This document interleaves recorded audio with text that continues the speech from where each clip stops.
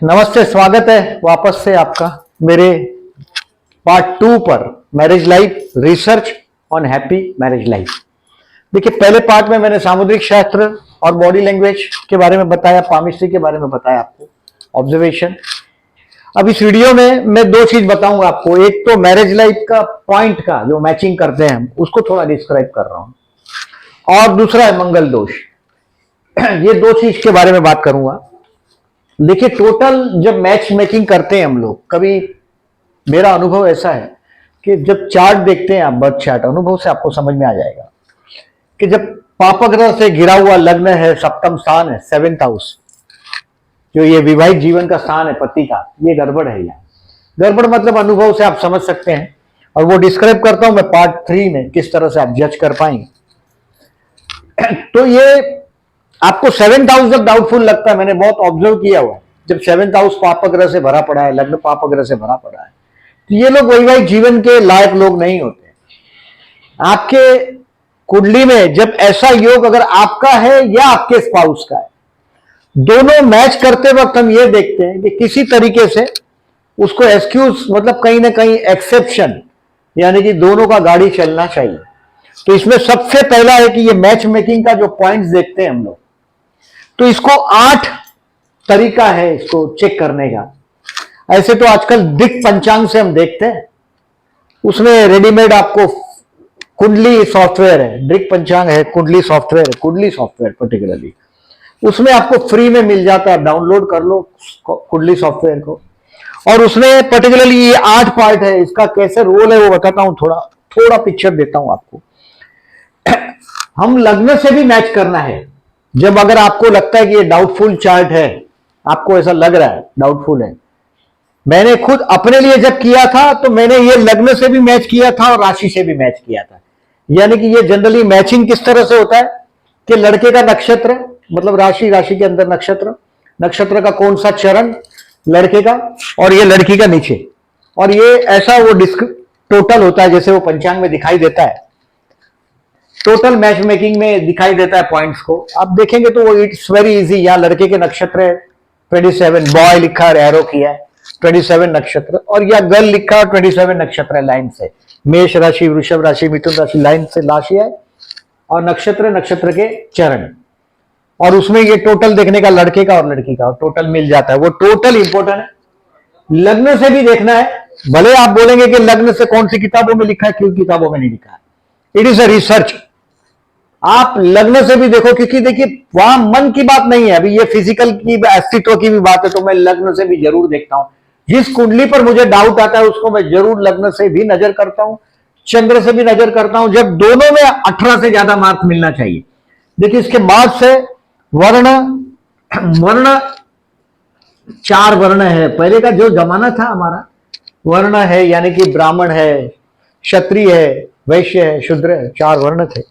वश्य मतलब कंट्रोल कर लेना, जैसे जलचर है, मनुष्य सबको बस कर लेता है, कुछ राशियां है, जलचर राशियां है, तो वो उस तरह से वश्य है। तारा है, योनि है, योनि सेक्स लाइफ के लिए देखा जाता है, सेक्स लाइफ के लिए, यानी कि ये योनि मतलब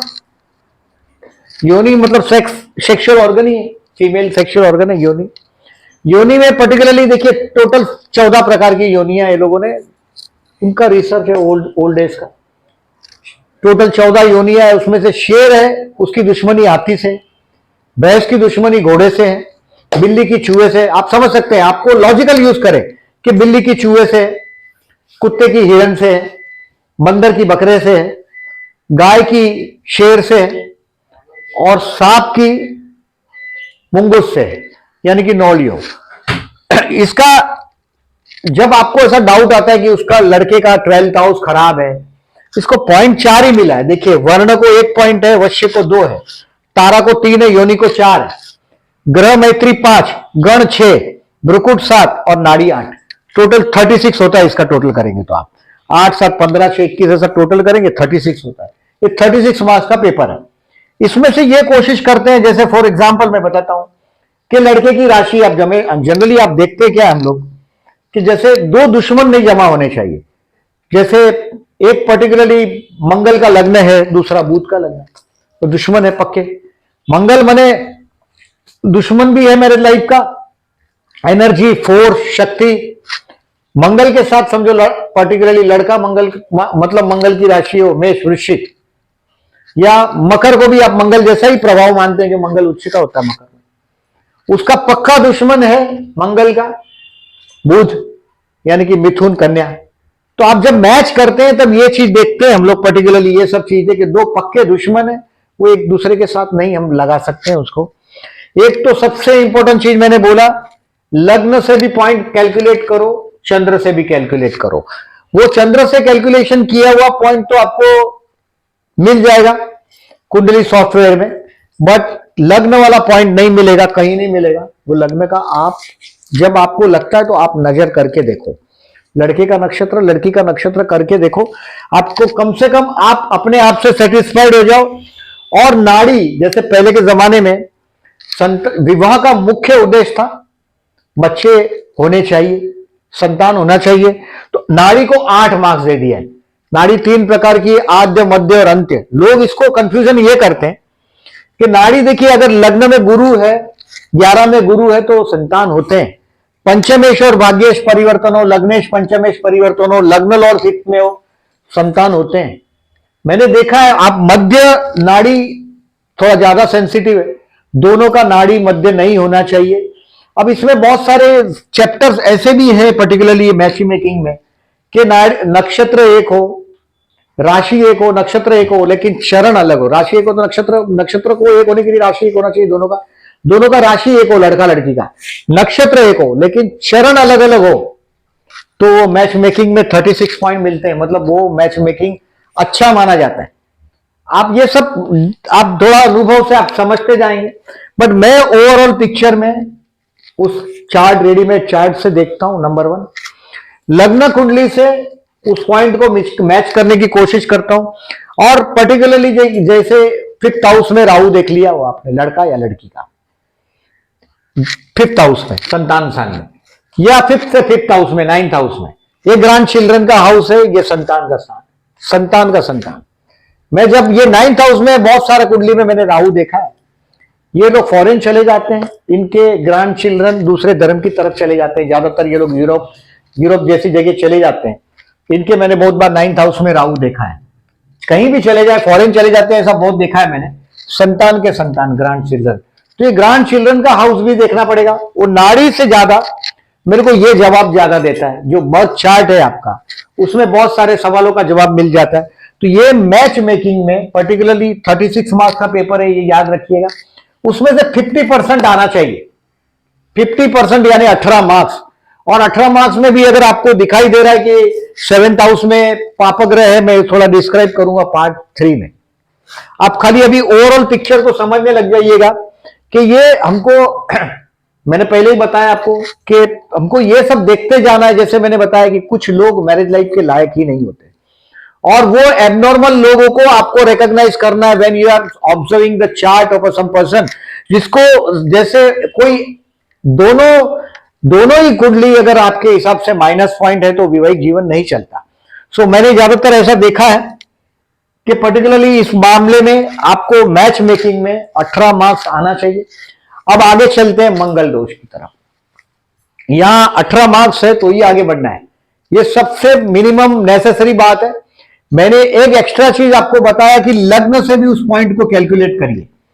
आप जो रेडीमेड चार्ट मिलता है उसमें कोई जगह पे आपको लग्न से मिलने वाला नहीं है, लेकिन ये नजर जरूर करिएगा जब आपको डाउट आता है कि ये कुंडली की वजह से ज्योतिष का नाम खराब होगा। हाँ, बहुत सारा ऐसा होता है कि हमको किस तरह से हम उसको देखेंगे, ये मेरा पार्ट 3 देखेंगे तो आप खुश हो जाएंगे, क्लियर हो जाएगा आपको। ये देखें, अब मंगल दोष के लिए देखिए, मंगल बहुत सारा, देखिए मैं इवन आजकल मैं कंप्यूटर के बहुत सॉफ्टवेयर में भी देखता हूं, ये चंद्र से भी देखते हैं, बेवकूफ बनाने का धंधा है। मैं उनके कुछ बारे में नहीं बोलना चाहता, बट आप एक बात समझ लो, हर किताब में एस्ट्रोलॉजी का मेरे पास बहुत सारा बेस किताब है, जो बेसिक ग्रंथ है, मैं उसके बारे में बात करता हूं। पर्टिकुलरली सब जगह ऐसा ही लिखा है, लग्न 4th 7th 8th और 12th, ये भाव में अगर ये पार्ट, ये हाउस में लग्न कुंडली की बात कर रहे हैं, चंद्र कुंडली की नहीं। ये लोग चंद्र कुंडली से भी मंगल देख रहे हैं, एकदम बेवकूफ बनाने का धंधा है वो, और गुमराह करने का धंधा है। चंद्र कुंडली से मत देखो, लग्न कुंडली से ही देखो, 1 4 7 8 12। इसका लॉजिक समझने की कोशिश करो। लग्न का मंगल है, सप्तम को देख रहा है। 4th हाउस का मंगल है, वो भी सप्तम को देखता है चौथी दृष्टि से, क्योंकि मंगल का 4 7 और 8 एस्पेक्ट है। मंगल ही क्यों, आप अभी सोचें कि इसमें मंगल ही क्यों। मंगल का काम है दंगल करना। मंगल मैंने पहले आपको इसमें भी बताया, आपको कि पामिस्ट्री में भी बताया कि हाथ का तीनों तीन लाइन अगर एक जगह जमा हो जाता है, फौजियों के हाथ में मैंने बहुत बार देखा है ये चीज, कि ये लोग लाइफ में सेटल, जिस उम्र में लोग होते हैं उस उम्र में फौज के रहते हैं, बॉर्डर पर मातृभूमि की रक्षा के लिए ये लोग स्ट्रगल करते रहते हैं। ये मैरिज लाइफ के लिए ठीक नहीं होता। मंगल का ये लोग, they are ruled by the Mars. Always देखिए फिजिकली फिट होगा, ये मार्स का लक्षण है। लग्न में मंगल हो तो सप्तम को देखता है, यानी कि विवेक जीवन के लिए अच्छा नहीं है। चतुर्थ में भी सप्तम को देखता है। 12th हाउस का जो मंगल है वो भी 8वीं दृष्टि से सप्तम को देखता है, और 8वां स्थान है, ये आयुष्य का स्थान है। This is the life longevity, मतलब आयुष्य स्थान है। यहां मंगल है तो भी एक्सीडेंट से मरता है आदमी। आजकल के जमाने में अष्टम में मंगल वाले को मैं ऑपरेशन थिएटर पे मरते देखता हूं, मतलब ये ऑपरेशन के लिए लेके जाते हैं, मर जाते हुए देखता हूं। आयुष्य को खतरा हथियार से, हथियार और एकता। उस पहले के जमाने में कैसा हथियार, मतलब हथियार ही था। अभी आज के जमाने में वो मेडिकल इंस्ट्रूमेंट भी आ जाएगा, क्योंकि मंगल का जब भी रोल आएगा तो सर्जरी से आता है। पर्टिकुलरली जब याद रखिएगा मेडिकल में ये मंगल बने सर्जरी से कनेक्शन आता है। तो 8th हाउस का मार्स मौत, इसके लिए 8th हाउस का 1 4 7 8 और 12th हाउस का ये बेडरूम का मंगल है। और इसमें सबसे डेंजर मंगल है ये 7th हाउस का। कोई भी कुंडली में 7th हाउस में मार्स देखा तो आप समझ जाओगे ये it's not an easy thing, क्योंकि ये सप्तम का मंगल है, यानी कि आपका स्पाउस स्ट्रेट फॉरवर्ड एनर्जेटिक है। लग्न का मंगल भी वैसा है, कम नहीं है। और चतुर्थ का मंगल घर में हमेशा झगड़ा कराता रहता है। तो ये 5 हाउस बोला। और साउथ में मैं देखता हूं, इन साउथ 2nd हाउस को भी ये लोग बोलते हैं मार्स, यानी कि टोटल ये 12 घर है, उसमें से टोटल 8 घर, 6 घर ऐसे पकड़ लिए, यानी कि ये 50% कुंडलियां मांगलिक है। 50% कुंडलियां सीधा सीधा 6 भाव पकड़ लिया, 1 2 3 4 5 और साउथ का हिसाब से 6। इसका तो कोई ऑल्टरनेटिव नहीं है। अगर 2nd हाउस में मार्स देखते हो किसी की भी कुंडली में, और इसको अगर शनि का अपोजिशन मिला, राहु का अपोजिशन मिला, राहु का युति हो गया 2nd हाउस में, 2nd हाउस का मंगल को अगर कोई भी नेगेटिव एस्पेक्ट मिला, पॉजिटिव एस्पेक्ट है तो भगवान की कृपा समझिएगा, बट नेगेटिव एस्पेक्ट मिल गया, मंगल राहु, शनि राहु, सूर्य राहु, कहीं ना कहीं से 2nd हाउस पे पर्टिकुलरली मार्स को बिगाड़ने के लिए कोई भी और प्लेनेट है। तो 2nd हाउस, ये जो पति है या पत्नी है, ये पत्नी का आयुष्य है 2nd house. 2nd house is a life longevity of your spouse. इसके लिए ये 6वां पार्ट है। और मैं अब इसमें और एक मजे की बात देखें कि आप गुजराती पंचांग से, कहीं भी आप पंचांग में देखें, मैं तो गुजराती पंचांग रेफर करता हूं, तो उसमें कहीं एक्सेप्शन लिखा है, नेपकिन आपने कहीं एक्सेप्शन लिखा है। पर्टिकुलरली मैं एक्सेप्शन आपको बताता हूं कि एक्सेप्शन में पर्टिकुलरली किस तरह से एक्सेप्शन दिखा जाता है। देखिए ये लोग बोलते हैं, मैं जब भी किसी के कुंडली में ये हाउस में 1 4 7 8 12 में अगर जो मंगल है, तो मैं इसको पर्टिकुलरली आपको किस तरह से मैं दिखाता हूं। देखिए आप इसको 1 4 7 8 और 12 में मंगल है, मांगलिक है। तो अभी इसको एक्सेप्शन मतलब कैसा होता है कि यहां लड़के को अगर मंगल है या लड़की को मंगल है तो उसको शनि चाहिए। अब हमारे कहीं कहीं किताबों में राहु और शनि सेम लिखा है और मंगल और केतु सेम लिखा है, लेकिन उसका मतलब दूसरा है। वैवाहिक जीवन में अगर आप किसी का अगर सब मंगल को केतु के साथ जोड़कर वो एक्सेप्शन ले लेते हैं, राहु को शनि के साथ जोड़ के एक्सेप्शन ले लेते हैं, ऐसा मत करना। यहां अगर 1 4 7 8 12 में किताबों में, पुराना रेफरेंस के किताबों में सिर्फ शनि उसके सामने सॉल्यूशन है, क्योंकि मंगल वाला जो कहर ढाता है उसको सिर्फ शनि वाला बर्दाश्त कर सकता है, दूसरे का काम नहीं है। राहु या केतु इसका एक्सेप्शन लेने की कोशिश मत करिएगा, क्योंकि हमारे ज्यादातर पुराणों में ऐसा लिखा है किताबों में कि शनि और राहु शरीक है, शनि राहु सम है, और वैसे ही केतु और मंगल है, यानी कि अचानक कोई बहुत बड़ा हमला केतु और मंगल को। बट इसको यहां सब मांगलिक दोष में परिहार करने की कोशिश में, एक्सेप्शन में लेने की कोशिश नहीं करिएगा। लड़के को अगर 1, 4, 7, 8, 12 में मंगल है तो लड़की को 1, 4, 7, 8, 12 में मंगल होना चाहिए या शनि होना चाहिए, या शनि। अब शनि वाले को जरूरत नहीं है मंगल वाला हो, क्योंकि शनि वाले बर्दाश्त कर सकते हैं। अब पंचांग में लिखा है मेष राशि का मंगल हो, चतुर्थ स्थान में वृश्चिक राशि का मंगल हो, यानी कि यहां मेष राशि का या चतुर्थ स्थान में वृश्चिक राशि का, और सप्तम स्थान में मकर या मीन राशि का, और अष्टम स्थान में कर्क राशि का, और 12th हाउस में सेजिटेरियस का। इस तरह से हो। पर्टिकुलरली देखिए यहां कुंभ भी आ गया 8th हाउस में। मेरे पास एक पुराना किताब पढ़ा है कल्पतरु का, मैं इसको ज्यादा रेफर करता हूं। उसमें इसमें ये 3 तो कॉमन है, देखिए 7th हाउस का भी कॉमन है, बट यहां मकर राशि जुड़ा हुआ है, और यहां 8th हाउस में ये लोगों ने कुंभ भी कर दिया। अब ये कुंभ और इसको करने का क्या वजह मैं बताता हूं। इसका कुछ बहुत बड़ा लॉजिक नहीं है, क्योंकि कर्क लग्न है उसको मंगल योग कारक है, और कर्क लग्न में यही पोजीशन आती है। कर्क लग्न हो तो सप्तम में मकर राशि आएगी और अष्टम में कुंभ राशि आएगी। तो मंगल योग कारक है कर्क लग्न को और सिंह लग्न को। कर्क लग्न और सिंह लग्न को मंगल योग कारक है, ये बराबर ध्यान रखिएगा। बट एक्सेप्शन में ये धंधा करिएगा नहीं। Don't go for such silly situation. मैं बताता हूं आपको कि मंगल कहीं भी है वो शनि नहीं बन सकता, वो गुरु नहीं बन सकता, वो चंद्र नहीं बन सकता, वो बुध नहीं बन सकता। उच्च का मंगल भगवान रामचंद्र जी के कुंडली में है, सप्तम में। आप देखें भगवान रामचंद्र जी की कुंडली में गुरु लग्न में उच्च का, सप्तम में मंगल उच्च का, 10th हाउस में सूर्य उच्च का, और चतुर्थ स्थान में शनि उच्च का। भगवान रामचंद्र जी की कुंडली में सब ग्रह उच्च के, आप देखेंगे तो आपको समझ में आएगा। और भाग्य में शुक्र उच्च का, बहुत फर्स्ट क्लास कुंडली बना हुआ है, सभी ग्रह उच्च के। बट सप्तम का मंगल का आप अच्छी तरह से जानते हैं, भगवान के जीवन का जो वैवाहिक जीवन है उसका। सो ये कर्क लग्न के हिसाब से ये लोगों ने मकर और कुंभ लिखा है, ऐसा मेरा मानना है। डू नॉट, मैं तो देखिए आपको बताता हूं कि समझो अगर हमारे पास ही है, हमारी डॉटर ही है, हमारी बेटी है, और उसको इस तरह से मंगल है, जैसे लग्न में मेष का मंगल है, तो आपको क्या लगता है कि मंगल मेष राशि का होगा? इसको ये लोगों ने रुचक योग से, रुचक योग है, देखिए ये रुचक योग है, ये भी रुचक योग है। स्वगृही मंगल लग्न में, चतुर्थ में, या उच्च का सप्तम में, तो और रुचक योग बना। और पुराने कुछ किताबों में, बहुत ओल्ड बुक्स आप लिटरेचर देखेंगे एस्ट्रोलॉजी के, तो वो लोग बोलते थे कि मंगल कुंभ राशि में उच्च का होता है। ऐसा लिखा हुआ पुस्तक है। मैं आपको ये मुझे बताओ और ये सब की चर्चाओं में मत पड़िएगा, वाद विवाद झूठी बात है, क्योंकि ये शनि का घर है, मंगल पराक्रम कर देता है। सो इसके झंझटों में नहीं पड़िएगा। मेरा ऐसा मानना है ये रुचक योग का एक्सेप्शन बोल के लिया हुआ है।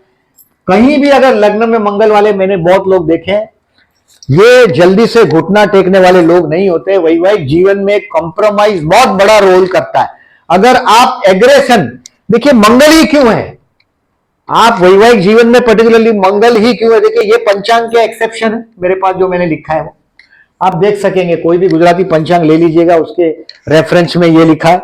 और ये मेरे पास कल्पतरु बुक है, ओल्ड बुक्स है, ये एक्सेप्शन लिखा है। बट जब भी आपके कहीं भी 1, 4, 7, 8, 12 में मंगल दिखाई दे, एक्सेप्शनल वाला मंगल भी दिखाई देता है आपको, ये वाला, तो भी लड़की को एटलीस्ट शनि लीजिएगा। It is not an easy thing. मैं तो ऐसा मानता हूं कि जरा भी इजी नहीं है ये। मंगल को अगर आपको कहीं भी देखे, मैं बहुत बार देखता हूं, अभी आपको आगे बताऊंगा कि किस तरह से अभी शुभ ऐसा मंगल है, तो कम से कम शनि लीजिएगा, या एसर्टेन करिएगा कि बॉडी लैंग्वेज उसका क्लियर है, पामिस्ट्री उसका क्लियर है, तो ही रिस्क लेना है, नहीं तो आप रिस्क लेंगे।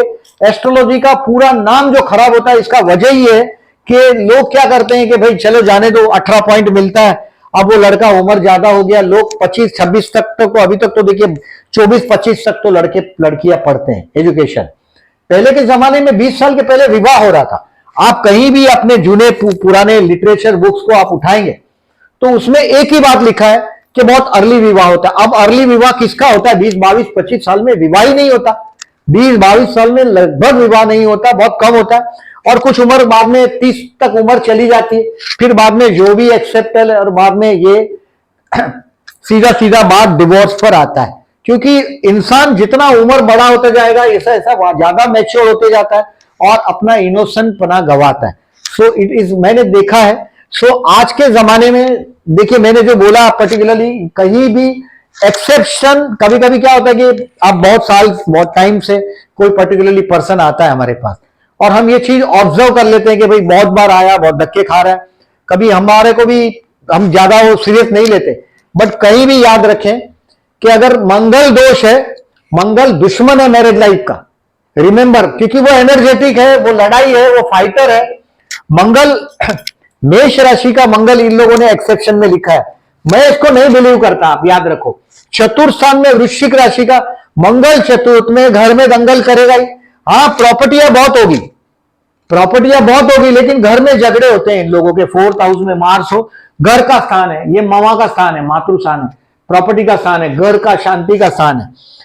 12th हाउस में सेजिटेरियस का, देखिए धनु और मीन राशि में कोई भी पापग्रह हो, धनु और मीन राशि गुरु की राशि, इसमें कोई भी पापग्रह हो वो ज्यादा नुकसान नहीं करता। सो वहां कहीं एक्सक्यूज लो, अपने अनुभव से लो, लेकिन जब भी मंगल 1, 4, 7, 8, 12 में दिखाई देता है, 2nd हाउस का मार्स तो बहुत डेंजर है। यहां मंगल है तो समझ लो it's very danger, it's very tough, इसको एक्सक्यूज लो मत। इसका तो आपके पास ऑल्टरनेट भी नहीं है। कभी जब ऐसा 2nd हाउस में मार्स देखते हो, मैच मेकिंग करते वक्त आपका रिस्पॉन्सिबिलिटी बढ़ जाएगा। पर्टिकुलरली मैंने कर्क लग्न वाले लोगों का देखा है, सिंह राशि का मंगल, अग्नि तत्व का मंगल, एकदम नेगेटिव रिजल्ट देने में इसकी महारत है। और उसके ऊपर से शनि का अपोजिशन मिल गया या शनि की युति मिल गई, राहु की युति मिल गई मंगल के साथ, बात खत्म। मैरिज लाइफ अच्छा नहीं, क्योंकि ये स्पाउस का आयुष्य स्थान, I said 2nd house is a house of आयुष्य स्थान, life longevity of your spouse. पति या पत्नी का आयुष्य स्थान है वो 2nd हाउस है। और मैंने बहुत देखा है, अभी इस बात को ध्यान में रखें, मार्स अगर किसी को देख लिया 1, 4, 7, 8, 12 में, एक्सक्यूज लीजिएगा नहीं। ये जो एक्सेप्शन है ये किताबों में लिखा है एक्सेप्शन। प्रैक्टिकल लाइफ में आप कितनी मैच मेकिंग देख पाते जीवन में, जितना मैच मेकिंग ज्यादा देखोगे कॉन्सेप्ट क्लियर होगा। कर्क और सिंह लग्न को मंगल योग कारक है, योग कारक का एक्सेप्शन लेकर बैठे हैं बहुत सारी किताबें। ये है किताबों में, आप देखिए, मैंने ये मीन राशि देखो, इन्होंने यहां लिखा है पर्टिकुलरली, वो धनु और मीन राशि का पर्टिकुलरली इस तरह से देखते हैं। बट 7th हाउस का मार्स, 12th हाउस का मार्स, इवन 12th हाउस का, 12th house of a Mars, 12वें स्थान में बेडरूम का Mars, not at all good. अभी उसको किस तरह से आप 12th हाउस के मार्स के ऊपर, यहां अगर एक पार्टनर को 12th हाउस में मार्स है फॉर एग्जाम्पल, थोड़ा डिटेल में जाता हूं, डिस्क्राइब करूंगा लास्ट में वापस एक बार। मार्स के ऊपर शुक्र चाहिए, कहीं से उस मार्स का नेगेटिविटी कंट्रोल होना चाहिए, क्योंकि 12th हाउस में मार्स है ऐसे लोगों का जीवन में, उनके ये पत्नी स्थान से 6वां स्थान, यानी कि इनके पत्नी के साथ इनका झगड़ा होता है, उसको जो पार्टनर, ये बेडरूम का मंगल है 12th हाउस का, यानी कि ये बेडरूम में झगड़ा करेगा पार्टनर के साथ और मैरिज लाइफ ब्लास्ट होगा। उनका विवाह कभी भी अपने मन चाहे पार्टनर के साथ नहीं होता। 12th हाउस का मार्स है, 12th हाउस का इवन राहु है। अभी ये सब्जेक्ट राहु का है ही नहीं है, बट 12th हाउस में राहु है, तो आपको 12th हाउस पर वीनस रखना पड़ेगा, क्योंकि 12th हाउस में राहु है। मैंने पहले ही बता दिया आपको कि मैरिज लाइफ के बहुत लोग लायक ही नहीं होते, जिनके नेगेटिव है 12th हाउस, 7th हाउस में राहु है, 12th हाउस में राहु है। तो राहु के साथ शुक्र को जोड़ने की कोशिश करो। राहु शुक्र एक दूसरे को पकड़ लेते हैं, यानी कि राहु राक्षस है। देखिए, राहु राक्षस है, शुक्र उसका गुरु है, शुक्राचार्य उसका गुरु है। ये गुरु चेले की जोड़ी बन जाए तो ये समृद्धि देगा, आपको वैभव देगा, और ये पर्टिकुलरली एक दूसरे को पकड़ के रखते हैं। मंगल को ज्यादातर देखिए, मैं जितने मांगलिक वाले हैं इन लोगों को उपाय में हम लोग क्या बोलते हैं कि आप गुड़ का दान करते रहो, गुड़ का दान करो, गाय को गुड़ खिलाते रहो और गणेश पूजन करो। अगर आपका कुंडली में मांगलिक कुंडली है, मेष लग्न है, वृश्चिक लग्न है, मकर लग्न है, मकर में मंगल उच्च का होता है, इसके लिए वो भी पावरफुल माना जाता है। देखिए, वो लोग ज्यादातर जिम में जाते होंगे, आप उनके लक्षण देखिएगा, एरीज, स्कॉर्पियन एंड कैप्रिकॉर्न, मकर, ये लोगों को मंगल का इफेक्ट वाले माने जाते हैं। मेष, वृश्चिक और मकर, इससे कभी मत लो टक्कर। बी रिमेंबर, ये लोग हमेशा लड़ाई के मूड में ही होते हैं। एरिस तो सीधा हमला करता है, स्कॉर्पियो हमला नहीं करता। रिमेंबर दिस, स्कॉर्पियो हमला नहीं करता, स्कॉर्पियो उसको डिफेंड करता है। अगर आपने बेवजह उस पर हमला कर दिया, आपका स्पाउस अगर मांगलिक है और आप मांगलिक नहीं है, तो वो आपको दबा देगा, क्योंकि ये हमेशा लड़ने मरने मारने पर ही उतारू हो जाते हैं। मांगलिक यानी ये सप्तम स्थान पर मंगल का टोटल इफेक्ट, तो लग्न का इफेक्ट तो है ही सप्तम पर, चतुर्थ का भी है, 12th का भी है, और ये आयुष्य स्थान है, और ये स्पाउस का आयुष्य स्थान है। यानी कि टोटल 100% बोलेंगे तो 12 हाउस है हमारे, 12 घर 100% है, उसमें से मंगल दोष 50% कुंडलियों में होता है। हम लोग जब भी लग्न में गुरु है, 7th हाउस सप्तम में है, तो चलने देते हैं। आपको ये सब चीजें भी क्लियर होनी चाहिए। Remember this, body language, palmistry और ये 3 चीज। अब आगे चलते हैं, मैं मेरे तीसरे वीडियो में और डिस्क्राइब कर रहा हूं। जो लोगों ने at the end again I am requesting you, this is my new channel, please जो लोगों ने सब्सक्राइब नहीं किया सब्सक्राइब करिएगा इसको। और अगर वीडियो अच्छा लगता है तो आपके जो लोगों को एस्ट्रोलॉजी में इंटरेस्ट है उनको फॉरवर्ड करिएगा मेरा ये वीडियो। रिमेंबर दिस, ये चीजें तो डेफिनेटली आपको रेडीमेड मिल जाएगा। जब किसी का 12th हाउस बिगड़ा है, बेडरूम बिगड़ा है, इसको पॉइंट तो देखिए, योनि को 4 ही पॉइंट है। पहले के जमाने में संतान उत्पत्ति ही, संतान पैदा करना ही मकसद था विवाह का, और कोई मकसद नहीं था। अभी आज का जमाना ही चेंज हुआ है। आज हमारा जो सोच है वो चेंज हुआ है। बच्चा पैदा करना या संतान पैदा करना भाई जीवन का मेन कॉज नहीं है। जीवन साथ जीने की बात है, साथ में जीने की। तो नाड़ी को जो 8 मार्क्स है वो जूना जमाने की सोच। आज तो लोगों को देखता हूं 50-50 साल में लोग विवाह करते हैं, 55 में विवाह करते हैं, देखा है मैंने ऐसा। आप यूरोप में देखो 40-45 के बाद, इवन 35 के बाद, 40 के बाद लोग विवाह करते हैं। तो क्या उनको तो जनरली 42-45 के बाद बच्चे नहीं होने वाले? बट ये लोगों को फिर नाड़ी का 8 पॉइंट क्या गिनेंगे आप? उसका what is the logic behind this? नाड़ी का तो 3 तरह की नाड़ी है, आद्य, मध्य, अंत्य। मध्य ज्यादा सेंसिटिव है। मध्य के साथ जब मध्य नाड़ी हो तो संतान होने की संभावनाएं कम होती है। बेस चार्ट में वापस देख लीजिएगा, 5th हाउस में राहु नहीं होना चाहिए, 5th से 5th में राहु नहीं होना चाहिए। जब नाड़ी का कॉन्फ्लिक्ट आता है तो लग्न में गुरु है, 9th हाउस में गुरु है, या 11th हाउस में गुरु, 11th हाउस में गुरु है तो संतान स्थान को देखेगा। 9th हाउस में गुरु है तो 9वीं दृष्टि से वो संतान स्थान को देखेगा। और लग्न में गुरु है तो भी वो संतान स्थान को देखेगा। मतलब अगर कहीं भी नाड़ी दोष में आपको पॉइंट कम मिल रहे, सीधा धड़ाम से बेस चार्ट में देखो। बेस चार्ट में दोनों में से एक भी कुंडली का गुरु 9th, 11th और लग्न में है और उम्र छोटा है तो हो सकेगा। यह बात ध्यान में रखें, संतान हो सकेंगे।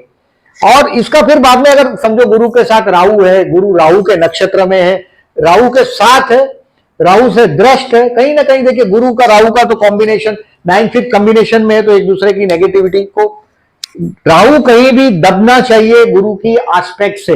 रिमेंबर दिस, गुरु से वो दबना चाहिए। आप जब भी देखें मैच मेकिंग के लिए, तो मैं अभी मेरा तीसरा वीडियो देखना नहीं भूलिएगा, वो काफी डिटेल में और काफी एक्सपीरियंस का होगा। चैनल अच्छा लगा हो, वीडियो अच्छा लगा हो तो प्लीज लाइक मार्क करिएगा। Thank you very much for listening.